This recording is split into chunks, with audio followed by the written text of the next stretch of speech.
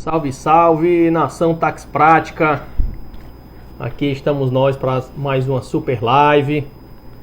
Assuntos quentinhos aí como sempre, né? Trazendo aí as últimas novidades e atualizações para a gente poder debater.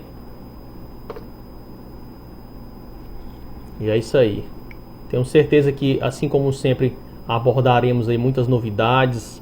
Essa reforma aí do imposto de renda, né, que está dando o que falar realmente. A gente também tem novidades aí em âmbito estadual. A gente enxerga a questão do DTE tendo a necessidade agora de se fazer aí a procuração, né, um retrabalhozinho aí para nossos amigos, para todos nós na verdade, né. Temos também a prorrogação do FEF, né, prorrogado aí até o mês de agosto, né, final de agosto. Então, com certeza, muitas novidades. O tema maior da nossa conversa hoje, né, tratando aí sobre a reforma do imposto de renda, esse projeto de lei aí que está realmente dando o que falar. Muitas mudanças, a tributação dos dividendos, mudança na tabela do imposto de renda, tanto na pessoa física como as alíquotas da jurídica. Então, com certeza, a gente tem aí um tema bem rico para poder conversar, para a gente poder, enfim, trocar aqui uma ideia e poder esclarecer tudo, como a gente sempre busca, tem feito aí para com os nossos assinantes, os nossos seguidores, né? Hoje trataremos aí o tema com um super especialista, o Dr. Eliardo, né, que é sócio da Areia Leão, focado muito nessa parte assessoria tributária, assessoria financeira. Então tá bem por dentro aí do tema e com certeza vai nos ajudar bastante, vai enriquecer bastante aqui a nossa conversa. Não tenho dúvida que será bem enriquecedora, né?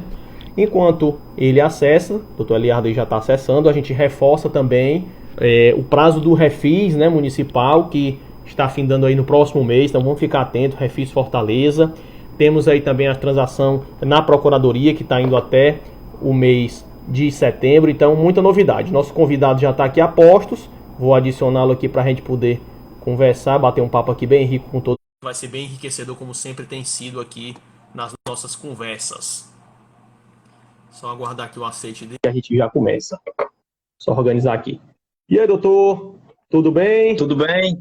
Como vai? Só ajeitar aqui a minha câmera, o ângulo da minha câmera. A gente, tudo na santa paz. Por aí, todo mundo com saúde. Tudo ótimo, graças a Show de Deus, tudo bola. bem. Só pra você ver um verdinho aqui, eu acho que tá bom agora, né? Tá ótimo. Meus amigos, então, nosso super convidado de hoje, doutor Eliardo Vieira, ele nada mais, nada menos é do que sócio, né, da Areia Leão, consultoria financeira e empresarial. Atuou por 20 anos em firma de auditoria, foi sócio da KPMG aqui Norte e Nordeste, né? Atualmente vice-presidente da IBEF. Então, tenho certeza que, como diz o outro, o homem tem bala na agulha para poder aqui nos ajudar, tirar nossas dúvidas e a gente poder fazer aqui um bate-papo bem esclarecedor, né, doutor? Bom, obrigado por não é bem assim, não é tudo isso, mas sim, tem uma experiência boa com temas dessa natureza, principalmente quando eu navegava lá com auditorias e me deparava com isso. Mas, obviamente, está tratando um assunto muito novo aqui, né, Gustavo? Perfeito, perfeitamente, com certeza. E em nome da Tax Prático, agradecemos aí seu aceite, né? Como você bem disse, é um tema muito novo, tem gerado muitas dúvidas. Enfim, o nosso objetivo aqui é a gente, pelo menos, iniciar um bate-papo. A gente sabe que tem muita água para rolar. E, enfim, estamos aí nesse processo de retomada, reabertura econômica, essa vacinação em massa.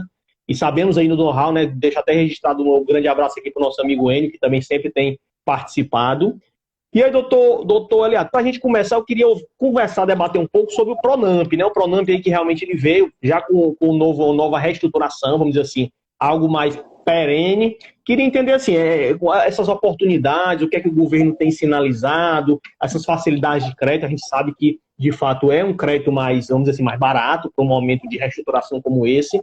Então, eu queria ouvir, assim, só a gente fazendo aí um breve resumo, uma breve contextualização desse novo modelo do Pronamp, né, o programa de financiamento, enfim, do Pronamp, e trazer características, algum apontamento, enfim, coisas que julgue interessante para quem nos acompanha, poder assimilar, enfim, ter ciência dessa oportunidade de crédito. Perfeito. Bom, obrigado demais aí pelo seu tempo, pelo tempo de todo mundo, pelo convite. É sempre muito bom ajudar a classe, né?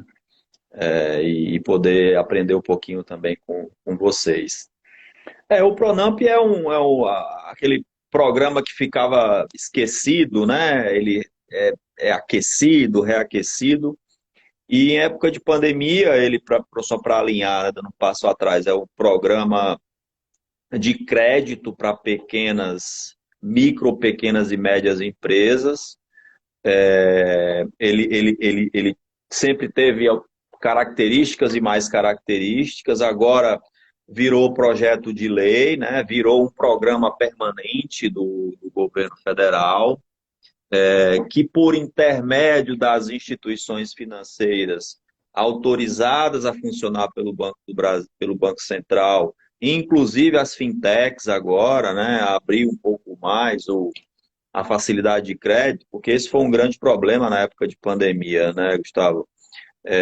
O crédito estava lá, mas os bancos, obviamente, assim como nós, acabavam atendendo a quem a gente conhecia, né? Eu lembro que aqui na Areia Leão, no auge da pandemia, a gente foi procurado aqui por muita gente para revisitar a dívida, para discutir planejamento estratégico, fechar a operação, turbinar outras, dependendo do setor, e a gente não tinha braço para atender todo mundo. Obviamente a gente acabou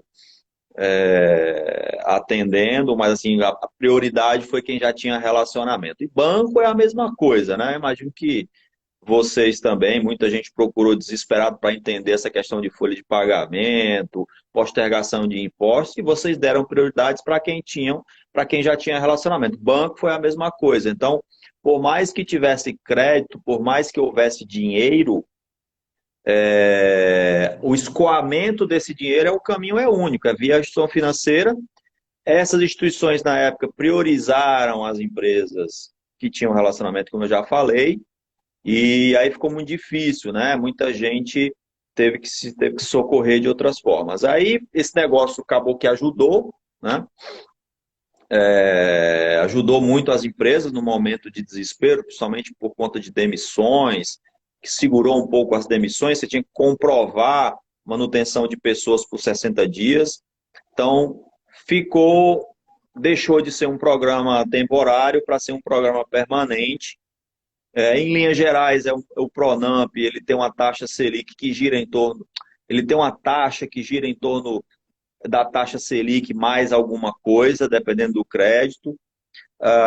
Uma característica importante do Pronamp, para quem for oferecer para os seus clientes, ele é um percentual da receita, né? Ele é do máximo um percentual de 30% da receita, se eu não me engano. 30% da receita bruta anual registrada no ano anterior.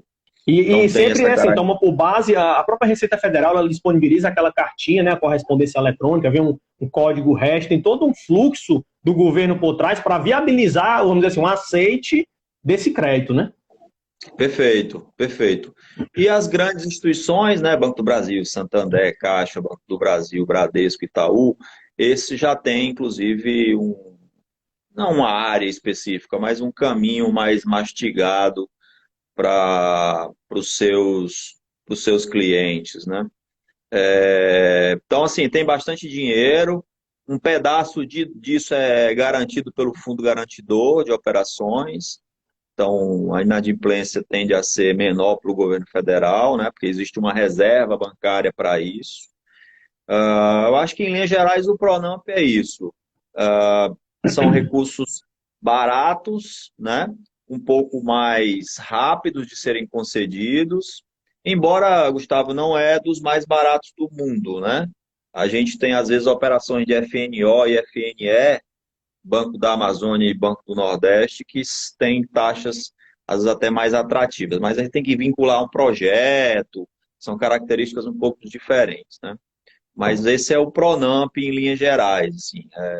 É um programa que faz sentido para as empresas que às vezes estão se financiando aí de um capital próprio ou não tem recursos. A gente tem até alguns clientes aqui na Areia Leão que estão precisando de recursos para demissão e estão negociando com o sindicato.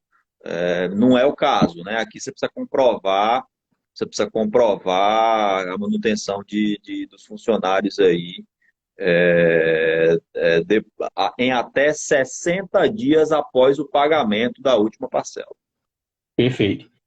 Doutor Aliado, no caso em questão, considerando que agora o Pronamp ele virou esse modelo indeterminado, né, por prazo indeterminado.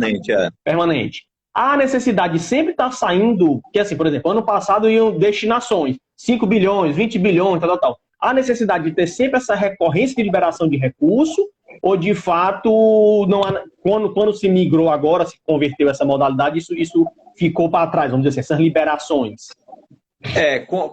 Com a lei, né, 13.999, isso entra na lei de diretrizes orçamentárias, na lei não, entra no orçamento da União, um orçamento específico para isso, e vira rotina, assim, sei lá, a expectativa é de 25 bilhões de reais, então é um fiéis da vida, né? É um programa de financiamento como qualquer outro. O governo vai ter que dizer qual é a origem do recurso, certamente a lei já regulamenta isso. A partir daí, isso entra numa linha do orçamento do governo federal e vida que segue, negociação ano a ano, como o crédito rural também tem sua negociação anual dentro do orçamento da União, né? Esses recursos podem ser retidos, esses recursos podem ser cancelados, alterados ano a ano. Então, assim, a gente não sabe o que vai acontecer no próximo governo, se vai achar esse programa legal ou não, mas, a princípio, e orçamento, a gente que faz orçamento aqui, a gente sabe como é que é, né? O ano anterior é sempre uma base muito forte para a definição do valor do ano seguinte. Perfeito. Só uma dúvida aqui, é um pouco mais operacional, do Jorge, a gente vê se pode alinhar. No caso de empresas do Simples Nacional, como obter da Receita Federal, acredito que é assim, a correspondência, pelo que a gente já se deparou, ela se dava com base numa declaração anual chamada SPED-SF, né, Escrituração Contábil Fiscal. Nos casos das empresas do Simples Nacional, você já se deparou como é que se dá esse modus operandi aí dessa comunicação da Receita? Não sei. A gente já viu, Jorge, assim, algumas situações, no próprio atendimento com a Receita Federal era feito esse pleito, mas assim, a gente pode deixar aqui anotado, eu vou pegar aqui teu contato, e a gente passa depois no privado e mais detalhes, tá bom? Desse fluxo operacional para as empresas do não sei. Mas como padrão, a Receita ela vinha postando na caixa postal eletrônica dos contribuintes e vinha essa disponibilização. Então, assim, pela lógica, o do Simples Nacional vai ser pela DEFIS, a declaração anual, né, que você informa lá o seu faturamento. De toda sorte, a gente vai validar e eu te dou esse feedback pelo perfil Táxi Prático logo depois aqui da live, tá bom? Eu recomendo para ele, se for um cliente, que ele entre, pelo cliente, ele entre, se for, principalmente for um desses bancos que eu citei, um desses grandes bancos, né? Ele tem uma área dentro do site específica para Pronamp, e lá ele tem o passo a passo, e eu acho que entrando com o logon do cliente dele lá, pedindo para o cliente dele fazer isso, talvez facilite, no caso em específico, né, no caso concreto aí do cliente dele, talvez tenha um direcionamento mais claro. Mas eu confesso que operacionalmente falando, não conheço. Isso é uma fraqueza de consultor, viu? Assim, conhece, desenha, agora vai lá executar, eu chamo vocês, O trabalho sujo fica para outra pessoa, né? O trabalho inteligente, né, fica para outra pessoa, né? A gente fica só dando pitaco. Beleza, doutor Aliado. Então, assim, a crise do Pronamp, em linhas gerais, não mudou muito do ano passado. Enfim, a gente já debateu e pincelou os principais pontos. E aí eu acho que agora a gente pode efetivamente entrar na pauta principal da nossa live, né?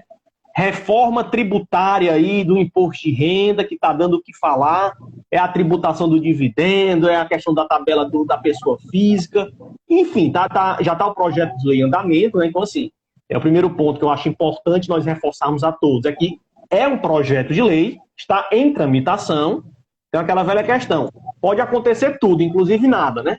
Mas cabe aqui a gente, assim, pelo andar que está sendo dado, o próprio ministro Paulo Guedes, enfim, com os nossos governantes em geral, acredita-se que mudanças vão ocorrer. Inclusive, foi apresentado, acho que anteontem ou ontem, um material bem direcionado de todas as mudanças propostas, e o foco seria realmente entender assim, o que é que se está trazendo, até fazendo aí vamos dizer assim, um paralelo, um histórico aí com o passado, né? Até o final dos anos 90, né, a gente tributava o dividendo. E aí foi quando teve a mudança, né? Incluiu-se aí o acréscimo, então imposto de renda adicional e contribuição social passaram a carga de 34%, e em contrapartida isso deixa de existir essa tributação que até então existia para dividendos. E aí agora estão falando novamente aí, mexer na pessoa jurídica, mexer na pessoa física, enfim, o que a gente vai debater daqui para frente, e passar a tributar em contrapartida os dividendos distribuídos, né? Então, doutor Leandro, o que é que eu gostaria de ouvir assim? Acho que a gente podia até tratar por tópicos, né? O primeiro tópico que eu gostaria de abordar seria com relação à tabela progressiva do imposto de renda. Nós sabemos aí que estamos há vários anos com ela congelada, então a inflação vem comendo, eu diria assim, a tributação ela vem comendo pela inflação de tabela, né? Essa massa de contribuintes diretos de recolhimento do imposto de renda. Então, o primeiro ponto que eu gostaria de debater era justamente isso. Como é que está sendo proposta a renovação, o aumento, né, vamos dizer assim, da isenção e das faixas da tabela da pessoa física do imposto de renda? Eu me permita, Gustavo, só transmitir aqui para os colegas a minha frustração e a minha decepção com esse projeto, né? Eu lembro que quando eu estava na KPMG, eu cuidava da parte comercial da região e a gente rodou, acho que umas 10 entidades de classe, IBEF, CRC, CFC, ANEFAC, Ambima, clientes de grande porte, falando dos projetos de lei de reforma tributária que estão rodando no Congresso. Então, tem um muito bom proposto pelo governo, pelos deputados, na Câmara dos Deputados, projeto de lei das Câmaras dos Deputados muito bom, e tem um outro do governo federal muito bom, só que tratava de tributos federais, né? Dentre juntar PIS com COFINS, mudar a forma de apuração desses impostos, simplificar muita coisa. E tem um muito bom do deputado, acho que é do próprio Arthur Lira, se eu não me engano, que hoje é da presidente da Câmara, que tratava da substituição do ICMS pelo IBS, né? E ficaria um imposto muito parecido como é o imposto estadual, o imposto IVA, né? O nosso IVA de valor agregado, o imposto que você realmente só pagaria no final da cadeia. Existe uma transição de 10 anos desse imposto, o ICMS ia baixando nos 10 anos. Enfim, juntava todos os tributos federais num só.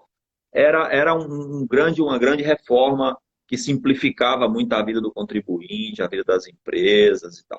Enfim, dada a dificuldade de se negociar ao mesmo tempo, sim, importante também, uma reforma relevante que traria para o Brasil o conceito de tributação aonde o bem é consumido e não onde ele é produzido. Então, o Ceará ia ganhar muito com isso, os estados consumidores iriam ganhar muito com isso e, consequentemente, os estados produtores iriam perder muito com isso. Daí essa transição de você ter o IBS durante 10 anos subindo, a alíquota crescente e o ICMS decrescente e ainda não permitindo que os estados definissem suas alíquotas próprias. Ele teria uma flexibilidade muito pequena. Vamos supor que a alíquota fosse de 10%, ele podia mexer de 9 a 11, não mais que isso. Esse é o projeto que está ainda rodando lá, né?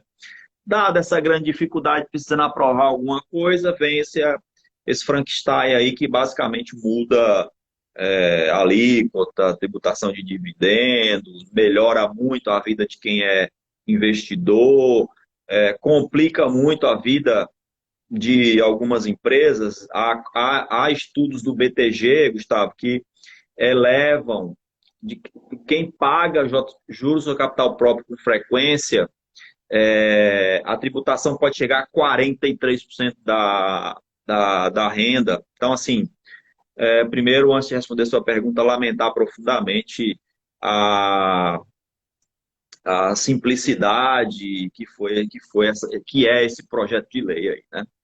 Enfim, é o que Perfeito. temos, paciência, vamos falar dela. Você sabe que se você pegar 7% por 10, 7% por 10 anos, 7% ao ano por 10 anos, você dobra o número. Se você pegar 10% em 7 anos, você também dobra o número, né? Então você imagina que a alíquota, a alíquota não, o valor base mínimo de declaração de imposto de renda, ele está congelado há muito tempo, na inflação média aí de 3, 4, 5, 6% ao ano. Certamente isso é aumento de carga tributária na veia, né? Você não repassar minimamente a inflação para isso. Então, o que que para fins de declaração de imposto de renda, você sai de R$ 1.903, R$ 1.904 para R$ 2.500. Como a base da pirâmide no meio é muito larga no Brasil, né? Você tem aí 5, quase 6 milhões de pessoas que ficam fora dessa majoração de R$ 600. Olha só, né? Você aumenta R$ 600, você tira A pessoas que faixa de ganham. isenção, né? Uhum. Exatamente. Pessoas que ganham de 2.499 para baixo, até 1.906, 1.904 reais, você tira quase 6 milhões de pessoas. E aí, o que é que o governo fez para poder compensar? Porque é cobertor curto, né? O orçamento da União é cobertor curto. Ele foi lá e teve que trazer a tributação de dividendos, que já era um assunto que já estava na mesa, o desconto simplificado, que muita gente ganha com isso, aumenta para R$ 40 mil por ano, para fazer, inclusive, com que as pessoas peçam nota fiscal, vão atrás mais uma forma do governo poder até aumentar a capacidade de fiscalização. Então, não sei se eu fui muito longo aqui, mas é um pouco Tranquilo. de tristeza com tudo isso. Tranquilo. Então, primeiro tópico, tabela progressiva do imposto de renda. Então, a gente teria aí um aumento médio, vamos dizer assim, das faixas, por volta mais ou menos de R$ 600. Então, a faixa de isenção que hoje está em 1.904, arredondando, ela partiria de 2.500. Então, teria esse up aí. Só que como a gente vê, né, como já bem apontado aí por você, no mínimo do mínimo do mínimo, eu teria que pelo menos dobrar, né, a faixa de isenção inicial para poder Sim, assim, sem ser dúvida. justo, né, ser justo. Né? Sem Mas sem dúvida, entrar nesse sem mérito dúvida. sem entrar nesse mérito aí do que era no mundo utópico, né, de fato, a gente tem aí um aumento de aproximadamente R$ 600 e naturalmente tem um reflexo nas faixas subsequentes, né? Então, primeiro ponto seria esse. O aumento da tabela progressiva na primeira faixa aí de isenção até R$ 2.500 e, consequentemente, eu estou até aqui com ela, a segunda faixa, que hoje termina em 2.826, ela vai até 3.200. A segunda faixa, que termina em 3.751, ela vai a 4.250. A quarta faixa, que termina em 4.664, vai até 5.300. E a última faixa, que vai até 4.600, ela vai até 5.300, acima de 5.300, no caso, né? Então, o que é que acontece? Tem essa E as mudança... alíquotas não mudam, né, Gustavo? Perfeito. As alíquotas permanecem. Exatamente, perfeito. Aqui também não fica muito claro, né, a questão daquele fator de dedução. A priori, não se falou em mudança também no fator de dedução, mas, enfim, cabe a gente aguardar a publicação final, né, desse Frankenstein aí, como já sinalizado, para poder a gente ter mais detalhes, né? Perfeito. Então, assim, primeiro ponto, ok. O segundo ponto, que eu justamente estava aqui na pauta, que você até já pincelou, é a questão do desconto simplificado, porque, assim, eu já vi pessoas com duas interpretações. A primeira é que hoje o desconto simplificado ele é 20% do seu rendimento, ele tem um teto, fica perto, se não me falha a memória, de R$ 17 mil. Então, se você ganha R$ 100 mil de renda tributada, você aplica 20%, que daria 20 mil, mas tem um teto. Esse teto ficaria por volta desses 17 mil, se a minha memória não estiver falhando.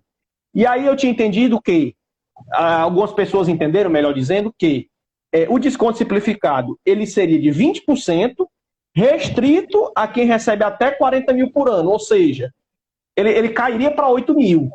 Então, assim, se antes era 17 mil e pouco, eu estaria reduzindo isso, eu teria que meio que me forçar de uma forma mais fácil a ir para a modalidade completa do imposto de renda. Então, assim, é outro movimento que a gente vê, que, assim, pelo que eu vi lá do Paulo Guedes, ele fala muito disso, estimular a pedir nota fiscal, que é importante para o país, etc. Mas, assim, aquele cidadão comum, vamos dizer assim, a base, tem um plano de saúde, tem algumas despesas de educação, que também hoje já tem uma limitação do teto de gasto, pode ser que tenha uma previdência privada, a previdência pública, beleza. Mas, a priori, esses 20%, eles teriam uma queda, né, assim, pelo que eu enxerguei. Isso é que eu queria entender, porque eu já conversei com outros contadores que não, eles entendem que os 40 mil seria o desconto. Eu subiria de 17 para 40.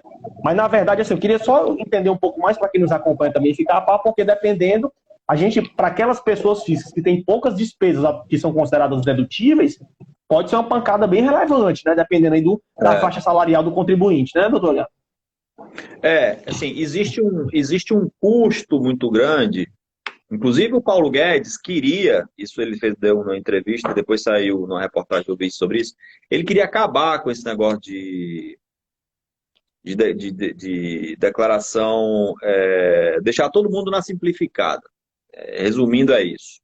Para evitar esse custo de processar, de transação, saber se a nota fiscal não passou, né? Não passou. A leitura que eu tenho, vendo a norma, é o seguinte: 40 mil por ano, estamos falando aí de R$ 3.300 por mês, né? Então, para quem ganha isso, para cima, ele pode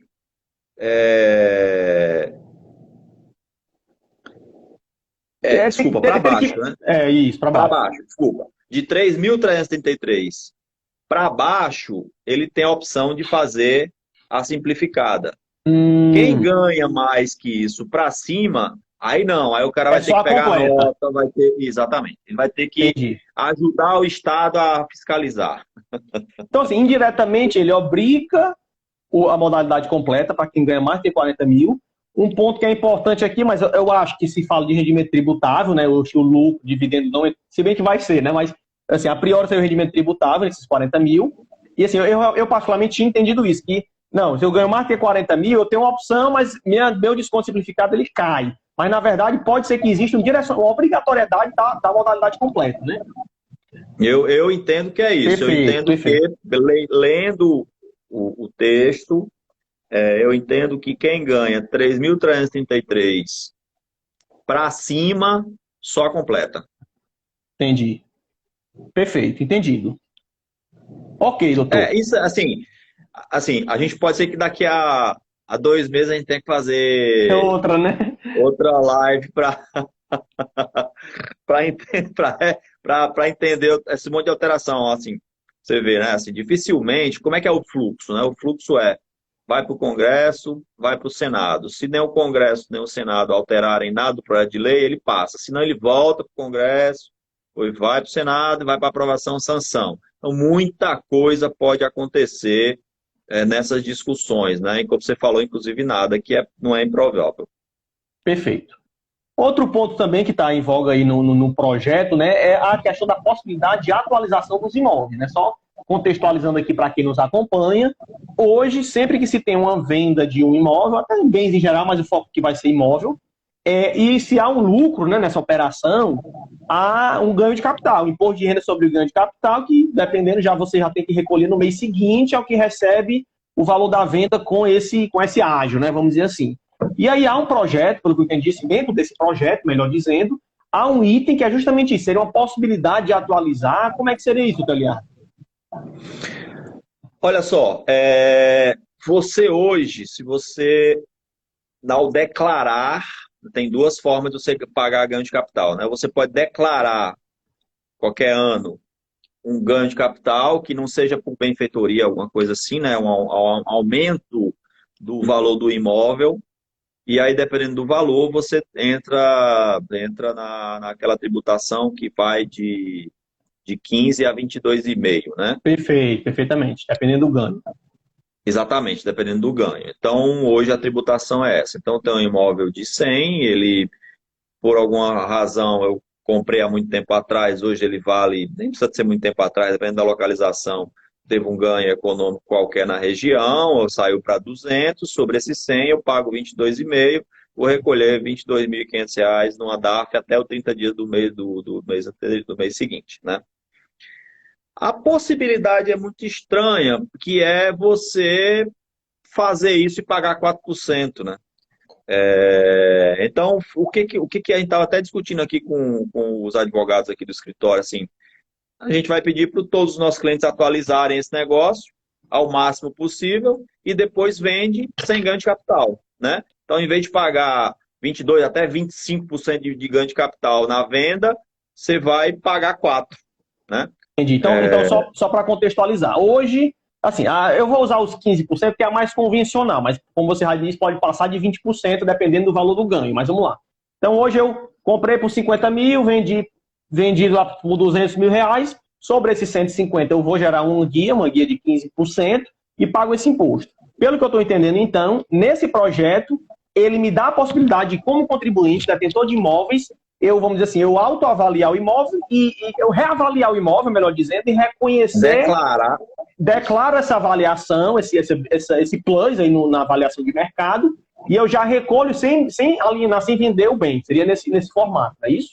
4%. Entendi. Acho que a única coerência que eu vejo seria assim, uma antecipação de caixa, né?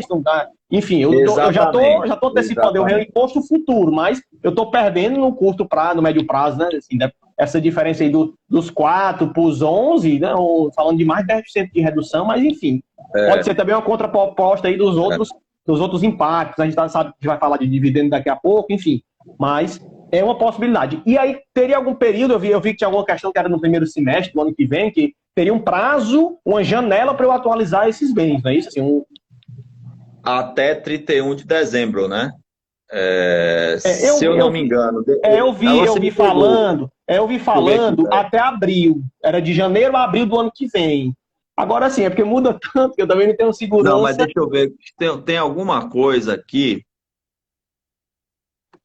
Acho que eu vou ficar ali devendo essa. Tranquilo. Essa janela eu não sei. É porque eu vi em alguns materiais falando disso, que a adesão era de janeiro a abril do ano que vem. Agora eu não sei se mudou alguma coisa do que eu li para o momento atual, né, desse trâmite aí. Mas enfim, a lógica, assim, focando aqui a gente teria essa possibilidade de reajuste antes mesmo da alienação, ou seja, pode ser um baita planejamento tributário para quem tem um imóvel que se valorizou muito, né? Não há nem o que se falar. Sem dúvida.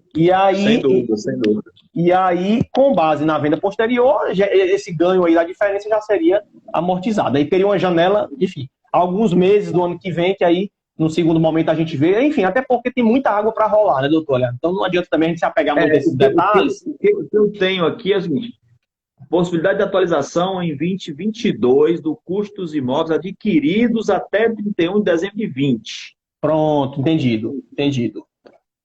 Então, até os imóveis do ano passado, né? Então, se eu comprei em 2021, já não valeria. Exato. É isso que eu tenho aqui de um resumo de um material do Banco Itaú. Perfeito, show de bola. Eu vi algum material falando dessa janela, mas enfim, a gente acompanha no segundo momento. Não sei, não vi sobre isso. Na nossa próxima live a gente conversa. Perfeito. Eu acho que assim, o ponto maior, que é o que está gerando mais polêmica, doutor Aliato, seria justamente a tributação dos dividendos, né? Como eu falei, em 1900, se não me engano, 96 para 97, né, teve lá, retomou-se a tributação, a isenção dos dividendos, até então era tributado, se não me falha a memória, no governo de Fernando Henrique retomou essa isenção, só que em contrapartida teve um aumento na carga tributária das empresas, né? E teve esse acréscimo de 9%. E pelo que a gente enxerga, eu queria até fazer esse comparativo antes da gente fechar aqui o nosso papo, né, que ainda tem muito tempo.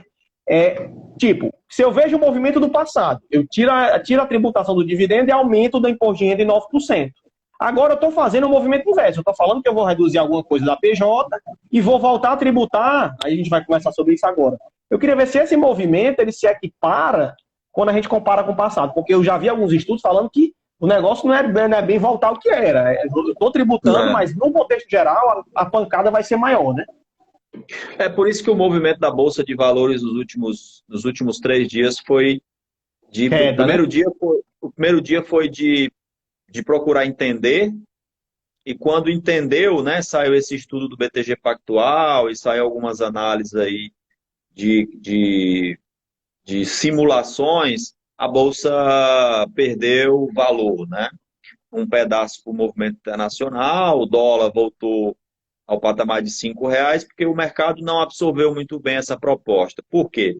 Porque, como eu falei no começo, é cobertor curto, né? Ele facilitou um pouco a vida da pessoa física, né? Na declaração de imposto de renda, nessa, nessa antecipação de recursos, como você falou aí, dos imóveis, tem um movimento aí favorável às pessoas físicas, e a gente não falou aqui, mas reduziu a carga tributária em cima de aplicações financeiras. Eu anotei aqui para a gente falar logo mais, depois da jurídica, mas está aqui na pauta. Então, assim, a gente tem um Estado muito pesado, né? Sem colocar aqui a questão política na mesa, longe disso. Mas a gente tem um Estado pesado, a gente tem uma estrutura muito pesada que precisa ser mantida, né? Não tem jeito, a gente não tem como abrir mão de arrecadação, principalmente no momento em que um déficit fiscal é muito grande. Então, alguma coisa precisava ser onerada, e essa alguma coisa foram os dividendos e não necessariamente trazendo uma contrapartida proporcional à tributação, não há uma compensação de pessoa jurídica nesse sentido, né? Então, 20% sobre o lucro, sobre o dividendo distribuído, né? Então a proposta é 20%, a tributação em 20% dos dividendos, né? Exatamente, tributação de imposto de renda na fonte, a alíquota de 20% e 30% se for paraíso fiscal, se for algum país, se o beneficiário for domiciliado, né? Domiciliado em algum desses países que tem algum tipo de tributação favorecida, chamamos assim, né? Perfeito, perfeito. Então, e aí, o que significa dizer? Você tem o negócio fatura 100, lucra 20, você tributa 34, e depois você ainda tributa mais 20, né? Então, fora o ICMS, fora o PIS, fora a COFINS, vai ficar um custo país importante, né? E juros capital próprio, que você tinha um benefício tributário importantíssimo, ele se perde. Então, para a pessoa jurídica, foi não, né? Porque a gente ainda vai ter muita discussão. Mas se passar, terá um impacto muito importante. Perfeito, perfeitamente. Entendido. Outro ponto também que está muito, muito em questão tem uma faixa de isenção, né, doutor Liab, com relação a esses dividendos. Acho até 20 mil mês, né? Dessa faixa, viu? Já ouvi falar tanto dessa faixa, Gustavo. Ouvi falar em vários valores, ouvi falar, inclusive, que a proposta é não ter mais faixa. Entendi. Mas, enfim, existe uma faixa de isenção. Inclusive, também existe uma faixa de isenção para aplicações financeiras, que a gente vai falar daqui a pouco, né? Pronto, perfeito. Perfeito, entendido até então. Dando continuidade também, então, se fala aí numa das contrapartidas, né? A redução da carga tributária do imposto de renda nas pessoas jurídicas. Se fala aí, hoje nós temos duas alíquotas, né? Nós temos o imposto de renda, vamos dizer assim, tradicional, 15%, e temos o adicional, aquele quando o lucro ultrapassa 20 mil, proporcional a 20 mil mês, né? E se fala nessa redução dos 15%, né, doutor Liab? Como é que seria o fluxo aí que tá em voga? Olha, bom, primeiro, assim, vamos lá, o que acabou de acontecer, né? Aumentaram a tributação de instituição financeira até o final do ano, depois isso volta, né? Então, existe uma busca aí por tributação. A proposta de fato, uma redução nesses 15%.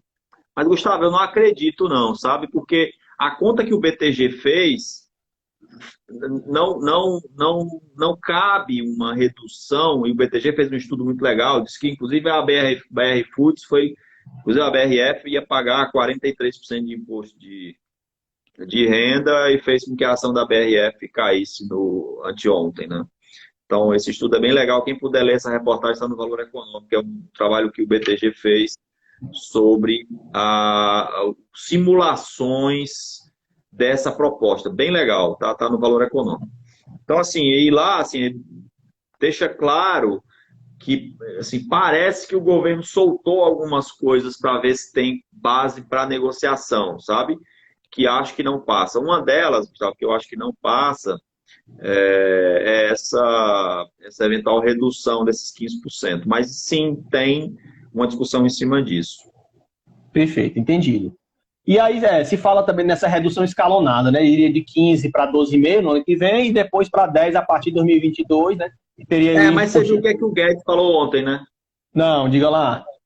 Ele já quer que essa tributação, tanto de dividendos, mas principalmente de aplicações financeiras, já caia, em vez de cair 2,5 pontos, já cair 5 pontos a partir do ano que vem. Eu acho que, assim, não sei se foram feitas simulações, eu não sei se jogou-se uma reforma para saber se passava.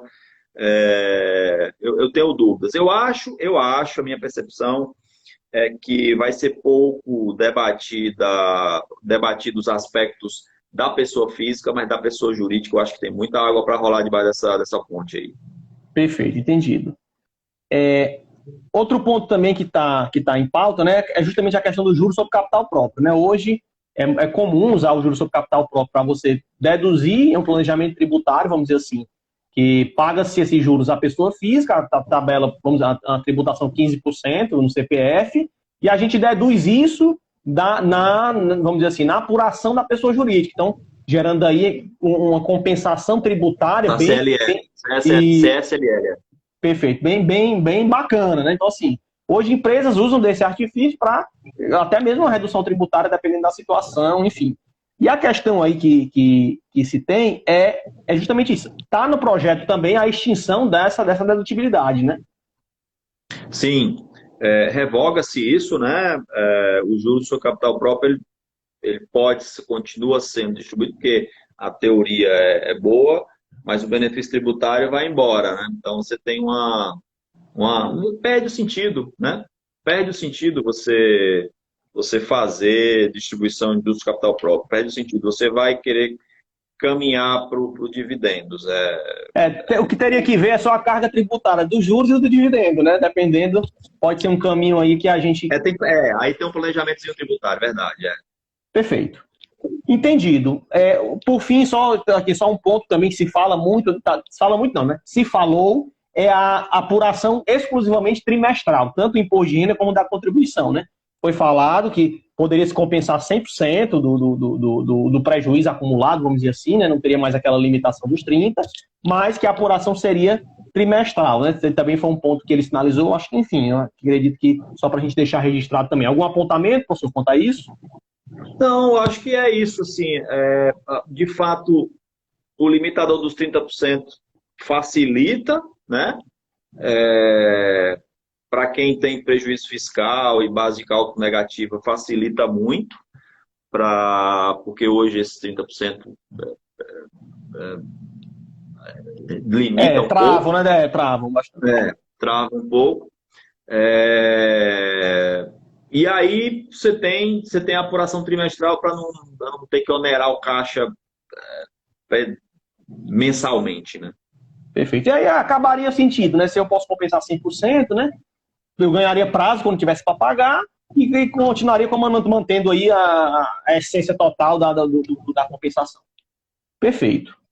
Professor, nosso último ponto aqui, que eu acho que é o mais também é bem polêmico, turbulento e assim, traz muita dúvida, é com relação justamente às operações financeiras, né?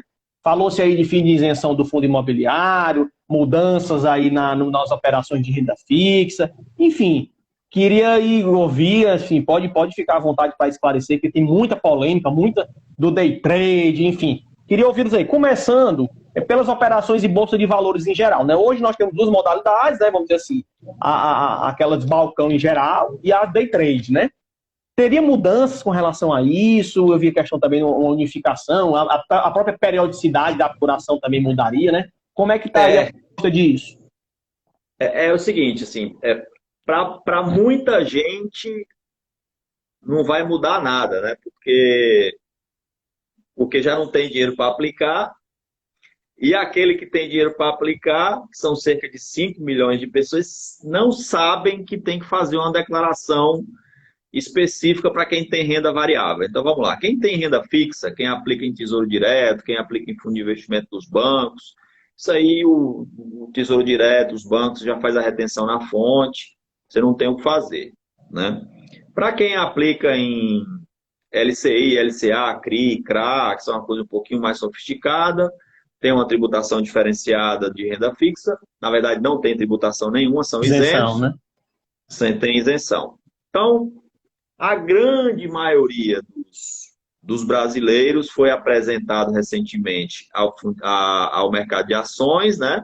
Começou aí nos últimos 2, 3 anos com a taxa Selic caindo a entrar nesse mercado e quase 6 milhões deles esqueceram de fazer de gerar a sua DARF e pagar até o final do mês subsequente aquilo que resgatou acima de R$ 20.000 e teve ganhos nessas operações de variações de operações de renda variável, né? Basicamente, para simplificar a vida aqui, quem aplica em ações disso, e derivativos, esse tipo de operação. Enfim, qual é a proposta? A proposta é, ao invés de uma alíquota que diferencia day trade, né? Porque qual é a diferença? Se o Gustavo vai lá, aplica em ações da Apivida e espera 2, 3, 4, 5 meses para ver se teve alguma rentabilidade e vende, o ganho disso aí, a rentabilidade disso, se for acima de R$ 20.000 o resgate, você paga uma alíquota progressiva de 22 a 15, nesse caso aí seria 15. Se for day trade, se você é uma operação de hoje para vender amanhã, a alíquota já é muito maior, é 25% e tal. Eles querem acabar com tudo isso, manter uma alíquota uniforme de 15%. Não ficou claro para mim se ainda mantém a isenção dos 20 mil, não ficou claro. Acho que sim, isso é importantíssimo, né? Porque é um planejamento tributário, você quer resgatar R$ 50.000, você faz isso em 3 meses, você faz 19, 19 e o resto no outro, ao invés de resgatar os 50 de uma vez. Então, esse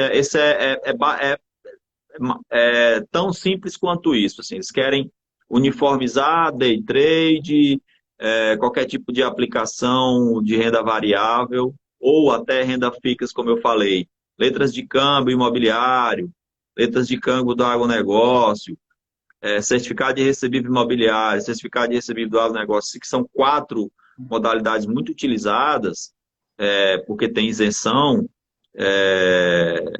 coloca tudo isso num pacote, mantém a isenção para esse que eu falei e tributa todo mundo a 15%. Né? Entendi. Essa é a definição. Tem também uma discussão que, se for realizada no trimestre, em vez de ser 20 mil, no trimestre até 60 mil, ou seja, dá a mesma coisa, ele também teria isenção, mas não sabemos se isso vai para frente, né? Segundo o BTG, isso parece que também não fica em pé na conta do governo. E há também, doutor Liardo, até a questão hoje nós temos na aplicação, né, uma tabela regressiva, né? Quanto mais tempo eu deixo, menor a alíquota.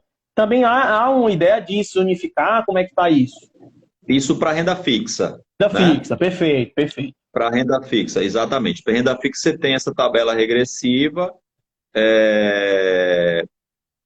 e aí acho que a ideia é você simplificar e passar a régua em 15% para todo mundo, sem ter esse controle de prazo, né?